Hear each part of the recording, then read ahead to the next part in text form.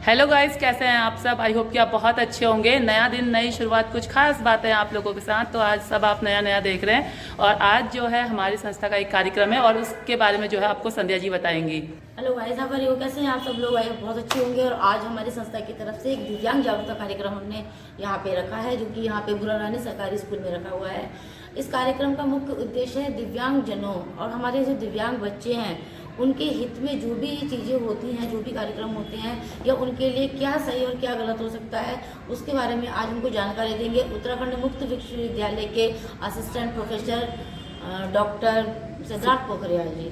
तो वो भी थोड़ी देर में यहाँ पहुँचने वाले हैं। और इसके साथ साथ हमारे इस कार्यक्रम में अभिभावक हैं और आशा कार्यकर्ता हैं, हमारे साथ में आंगनबाड़ी वाले लोग हैं और समाज सेवी लोग यहाँ पर हमारे पास हैं। और यहाँ पे सरदार भगत सिंह राजकीय स्नातकोत्तर के विश्वविद्यालय के समाज शास्त्र के कुछ स्टूडेंट भी आज हमारे साथ में हैं। तो हम दिखाते हैं चल के कि हमारे प्रोग्राम की क्या तैयारियाँ हो रखी हैं। चलें। संस्थालय से मंगलेश्वर से आप जानते हैं, बाकी सारे हमारे साथ आज आंगनबाड़ी कार्यकर्ता, जिनका बहुत बहुत स्वागत है।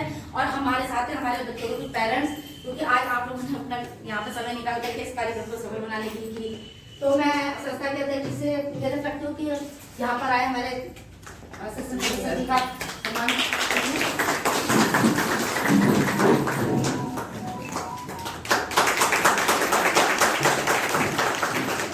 महिला बालिका संग्रहालय से कमला जोशी मैम का,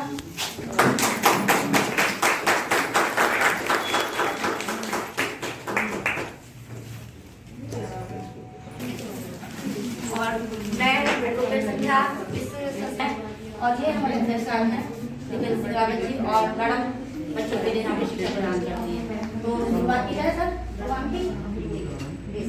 और तो मैम आपने बहुत अच्छी एक इंफॉर्मेशन दिया है सभी को, वो वाकई में प्रेरणादायक है। और मैं चाहती हूँ कि ऐसे ही बातों से आगे हम सभी को प्रेरणा। विशेष शिक्षा विभाग है जो स्पेशल बच्चों के लिए टीचर तैयार होते हैं, उनसे संबंधित है। तो मैं वहीं पे हूँ, सहायक प्राध्यापक हूँ, उसका हेड हूँ। ये मेरे साथ अरुण ले लीजिए, ये भी मेरे सहयोगी है, वहीं पे हैं। तो हमारे मैडम लोगों ने बुलाया हम लोग आपसे बात करने के लिए। जो विषय है वो है दिव्यांग जागरूकता कार्यक्रम।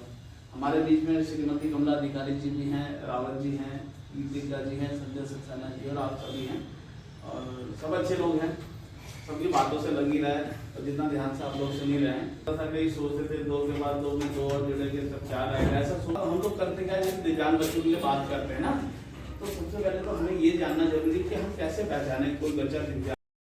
मेरे साथ जो किस्सा हुआ था 2019 में मेरा एक एक्सीडेंट हो गया था, जिसमें मेरे पाँव का जो कटोरा था वो टूट गया था, जो कहते हैं नी कहते हैं ना, तो वो टूट गया था। तो उस समय मेरे को डॉक्टर ने 6 महीने का बेड रेस्ट बताया था। तो उसमें क्या हुआ था, मैं बिल्कुल उठ नहीं पा रही थी। एक बिल्कुल दौड़ने वाला इंसान जो पल्स पोलियो में काम कर रहा है, सुपरविजन कर रहा है और बहुत सारे फील्ड की एक्टिविटी कर रहा है, हम लोग फील्ड का काम कर रहे हैं और वो कंटिन्यू रोज इतना वर्किंग है और वो बिल्कुल बिस्तर में बैठ गया। तो वो क्या हो रहा है, डिमोटिवेट हो रहा है, वो बहुत परेशान हो रहा है। अपने घर के आसपास क्या लग रहा है कि मैं कुछ कर नहीं पा रही। और अगर एक पुरुष बिस्तर में बैठ जाता तो कुछ टाइम के लिए घर चल जाता है, लेकिन एक महिला अगर बिस्तर में बैठ जाती तो घर की सारी, जिसे कहते हैं ना, सब कुछ खत्म हो जाता है और वो चीज वहीं पे थम जाती है। महिला बहुत कुछ मैनेज करती है, बहुत कुछ चलाती है, दिखता पुरुष का है लेकिन महिला का काम दिखता नहीं, लेकिन महिला के बिना घर नहीं चलता है। तो उस समय मेरे को मैंने खुद मैं बहुत डिमोटिवेट हुई थी। तो तब मेरे पास एक लड़का मेरे किराए पे कमरे में रहता था, वो हाथ से विकलांग था और पैर से विकलांग था। लेकिन जब उसको देखा मैंने, तो वो क्या करता था, उसके पास एक ठेली थी, टी स्टॉल करके वो ठेली लगाता था। वो जो उसकी टी स्टॉल वाली जो ठेली थी वो बहुत वेटेड थी और वो मतलब उस वाले हाथ से सारा वजन लेके नीचे उतरता था। सेकंड फ्लोर से उतरने के बाद उसमें सारा सामान रखता था।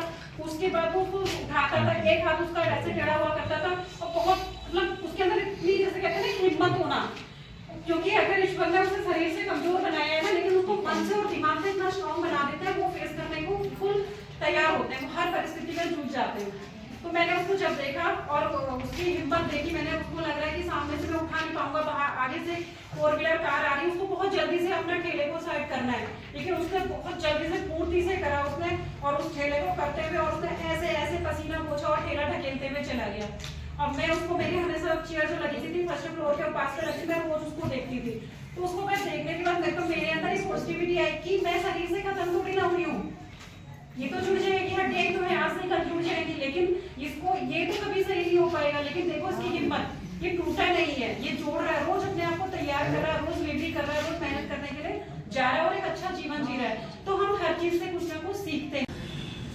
तो गाइस जैसा कि आप सभी देख रहे हैं अंदर जो है बातचीत चल रही है और मैं अभी थोड़ी देर के लिए बाहर आई हूँ।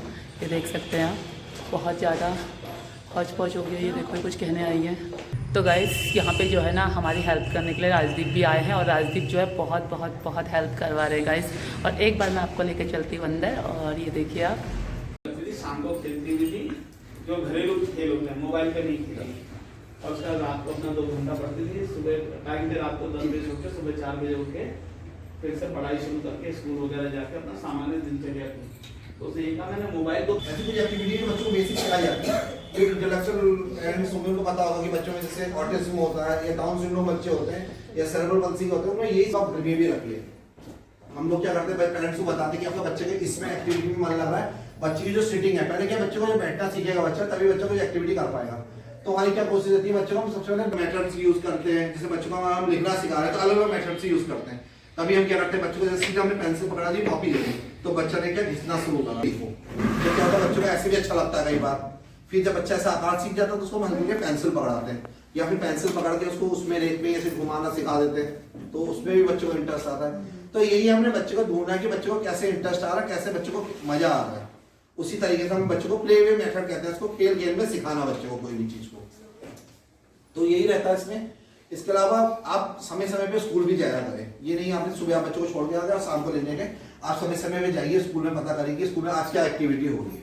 और जैसे स्कूल में जैसे मैं देखता हूँ मैडम लोग काफी प्रोग्राम करवाते हैं, हम लोग बच्चों को कभी कॉम्पिटिशन आते हैं, बच्चों को ज्यादा से ज्यादा इन चीजों में इन्वॉल्वमेंट कराइए। ये मैं सोचिए मेरा बच्चा खराब कर रहा है, अच्छा कर रहा है, बच्चा अगर 10 मतलब यहाँ पे अगर खड़े होकर दिखाओ तो बेंगलोर में निमांस हॉस्पिटल है, हॉस्पिटल है, तो वहाँ निमांस में हम ले गए। निमांस में पूरा एक 15 दिन पूरा चेकिंग चला उसका। उन्होंने हाथ खड़े कर दिए, बोले इसका कुछ नहीं कर सकते, इसकी कोई दवाई नहीं है, ये जो है भगवान के ऊपर छोड़ दो और आप इसके ज्यादा समय इनको दो। मैंने फिर भी हार नहीं। टेस्ट पे टेस्ट हो रहे थे, पर वहाँ का जो प्रोसेस था वो काफी लंबा था। तो मैंने वो प्रोसेस शॉर्ट करने के लिए मैंने जो टेस्ट वाले हॉस्पिटल होते हैं वहाँ से उनका वो जो टेस्ट दे रहे थे वो टेस्ट लिख के दिया था मैंने। तो वो टेस्ट आ रहे थे, सब नॉर्मल आ रहे थे, कुछ नहीं मतलब निकल नहीं रहा था, कोई वजह नहीं निकल रही थी, कोई कारण नहीं निकल रहा था कि इस वजह से हो रहा था। तो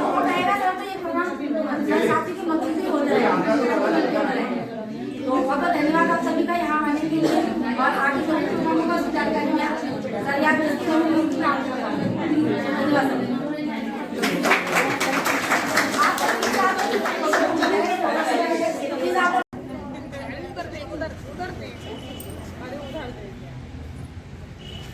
तो गाइस आज के कार्यक्रम का समापन हो चुका है और अब मैं और आंटी भी देखो अब 2 ही बचे हैं, बाकी सब जा चुके हैं यहाँ से। आपको आज की वीडियो कैसी लगी कमेंट में ज़रूर बताइएगा। Bye bye. आंटी बाय तो करो।